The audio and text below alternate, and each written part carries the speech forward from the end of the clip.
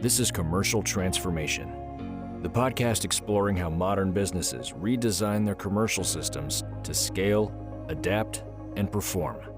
From strategy to execution, structure to flow, we break down what actually drives sustainable growth.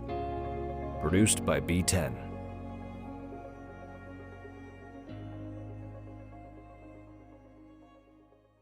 There is a version of commercial transformation that looks perfect on paper. The CRM is configured. The workflows are mapped. The automation's running. The dashboard is pulling live data from 3 different systems, and the leadership team signed off on the whole thing in a single afternoon. And then nothing moves. The sales team doesn't log the calls. The marketing teams still send emails manually because they don't trust the new process. The ops lead quietly reverted to the spreadsheet they've been using since 2019. Sound familiar?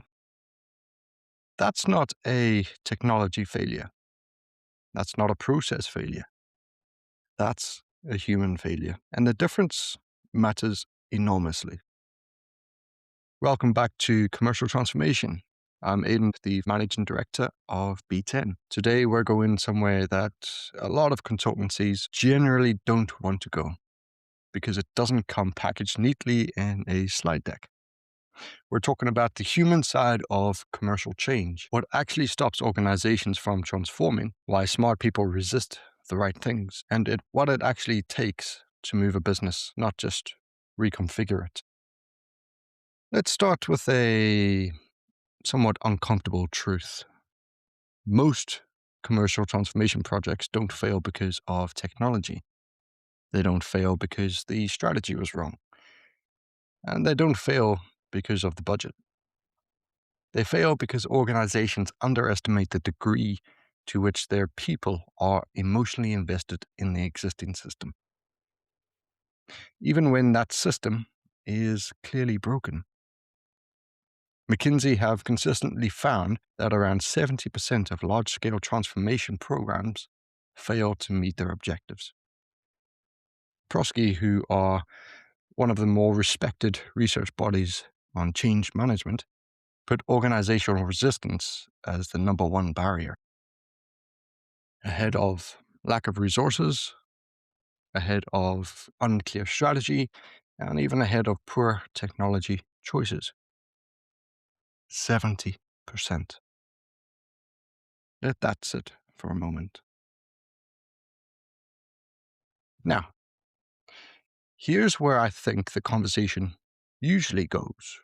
When people hear resistance to change, they tend to frame it as a people problem, as if the team just needs better communication, or more training, or even a compelling enough vision statement. But that framing misses the point entirely. Resistance isn't irrational. It's almost always logical, from the perspective of the person experiencing it. And until you understand what people are actually protecting, you'll keep building brilliant systems that nobody uses. When someone resists a new CRM, for example, or a new sales process, even a new reporting structure, they're rarely resisting the tool itself. What they're usually protecting falls into one of 3 categories. First is competence. The current system, however inefficient, is one they know of. They're good at it. They've built shortcuts. They've found workarounds. They can navigate it in their sleep. A new system resets that. And for someone who spent years developing expertise in a particular way of working, that reset isn't trivial. It's a direct threat to the professional identity. Second, control. A lot of commercial systems, especially when you start introducing automation and real-time data, remove the informal control that certain people have quietly accumulated. The person who knows the pipeline because it lives in their head. We've all come across them. The ops lead who manages scheduling through a private spreadsheet nobody else can read. The automation doesn't just streamline the process, it redistributes power. And people feel that, even when they can't articulate it. Third is certainty. Most people, when you strip everything else back, are motivated by predictability. They want to know that if they do X, Y will follow. New systems, no matter how well designed, introduce a period of uncertainty. Add in an environment where people are already managing targets, pressures, expectations, that uncertainty is genuinely costly. None of these are unreasonable. All three are entirely human. And if your transformation plan isn't designed to acknowledge all three, then you're behind. There's a version of this conversation that points downwards, where leadership are the architects of change, and the people further down the organization are the ones who resist it. And look, that dynamic is real, but in my experience, the more interesting and more consequential resistance often starts at the top. I've worked with founders and directors who are completely committed to commercial transformation, in principle. They want the new system. They understand the business case. They've approved the project, signed the contract, attended the kickoff call. And then, when the new process asks them to change how they personally operate, how they review the pipeline, how they approve deals, how they hold their team accountable, suddenly it gets complicated. Because here's the thing. Leaders have usually built their identity around the way they currently do things. The morning call, where they run through the numbers from memory. The gut instinct that overrides the data. The deal they personally close because nobody else can close it quite like they can. Those aren't just habits. They're signals of value. They're how leaders demonstrate to themselves and to others that they are necessary.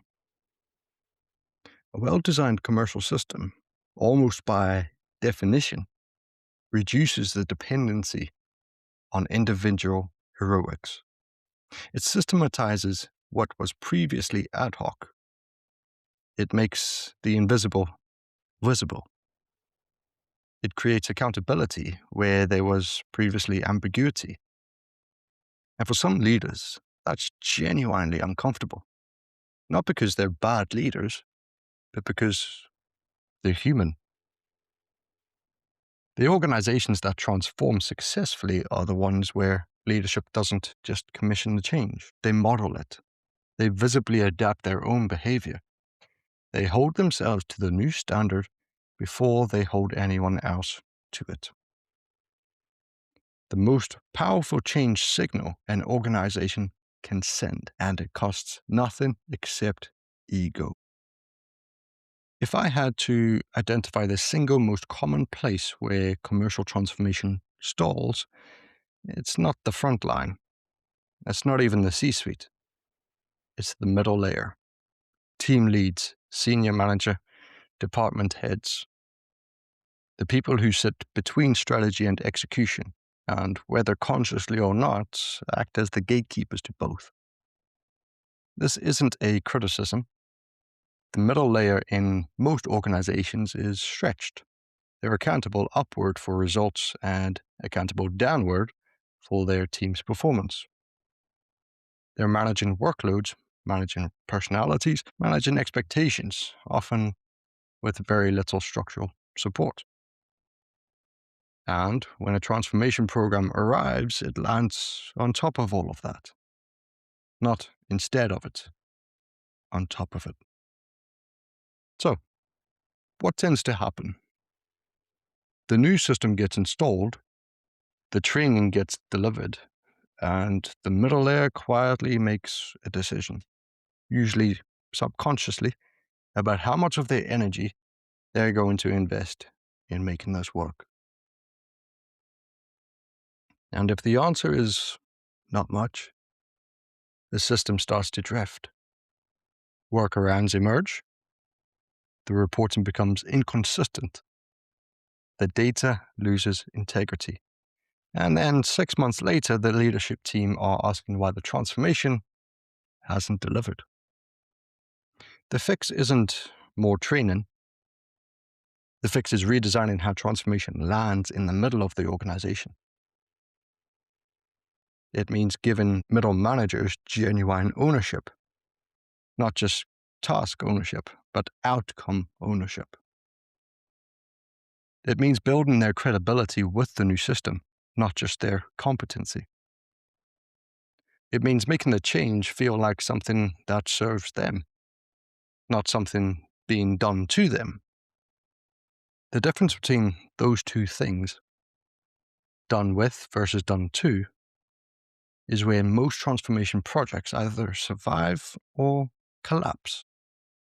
So, practically speaking, what does it look like? Let me give you 5 principles that I've seen make a consistent difference. 1. Design for the doubter, not the advocate. Every organization has early adopters, the people who are genuinely excited about a new system and will champion it regardless. Don't design it for them. Design it for the person who's skeptical, the person who's busy, the person who needs the new process to be demonstrably better within the first week of using it. If it works for the doubter, it works for everyone. Number 2, show the data before you tell the story. People don't resist change because they're uninformed. They resist it because they don't trust that the change will actually improve their experience. The most effective thing you can do early in a transformation is to surface real data from their own context. That makes the problem undeniable. Not theoretical data, not industry benchmarks, their pipeline, their conversion rates, their average deal cycle. When people see their own numbers, the conversation changes. 3, make the first win fast and visible. Early momentum is disproportionately powerful. If the first tangible result of a new commercial system is a saved hour, a recovered lead, a closed deal that the old process would have missed, and you surface that result visibly, with the team, with attribution, you've done more for adoption in that moment than 6 months of training could ever do. Number 4, separate learning from performance, at least initially. One of the most counterproductive things an organization can do is hold people to performance targets on a system they're still learning. You're measuring the system's limitations, not the team's capabilities. Build in a genuine learning phase. Make it safe to get things wrong. The data from that phase, it will be invaluable. And the goodwill it generates is even more so. Number 5, normalize discomfort. This one sounds simple, but it's underused. Most change programs try to smooth over the discomfort, to minimize it, to reassure people that it won't be that disruptive. But that approach tends to backfire, because when the discomfort arrives, and it always does, people feel misled. Instead, name it. Acknowledge that the transition period will be frustrating, that the new process will feel slower before it feels faster, that there will be a point, probably around week 3, where most people will want to go back to how things were, and then tell them what happens after that, what the data shows, what the other organizations have experienced, what they can expect on the other side. That kind of honest framing builds more trust than any optimistic projection ever will.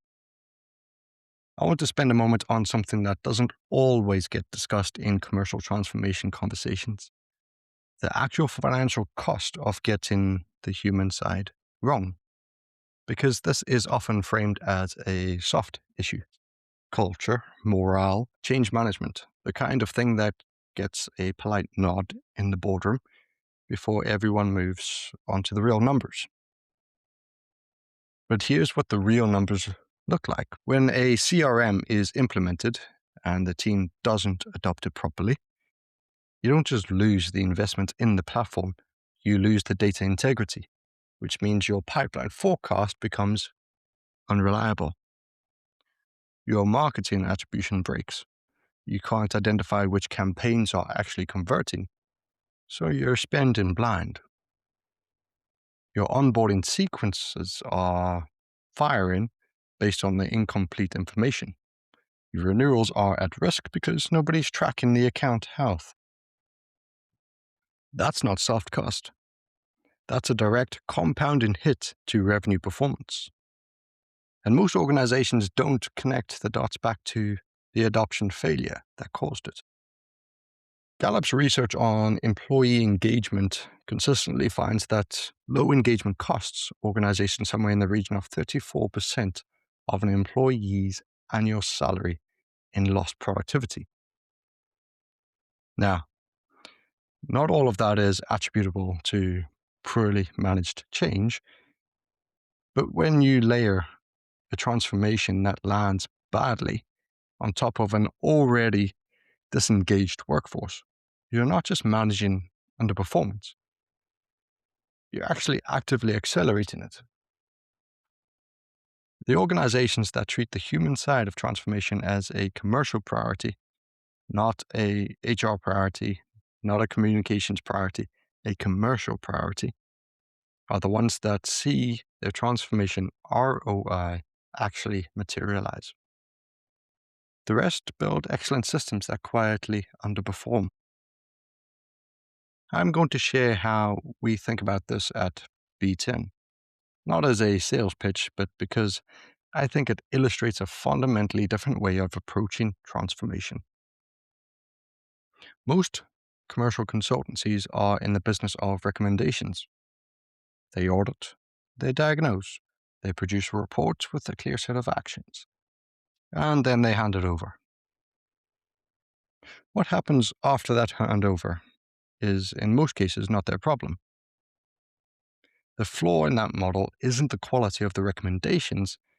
In many cases, the recommendations are excellent. The flaw is in the recommendations don't move the organizations.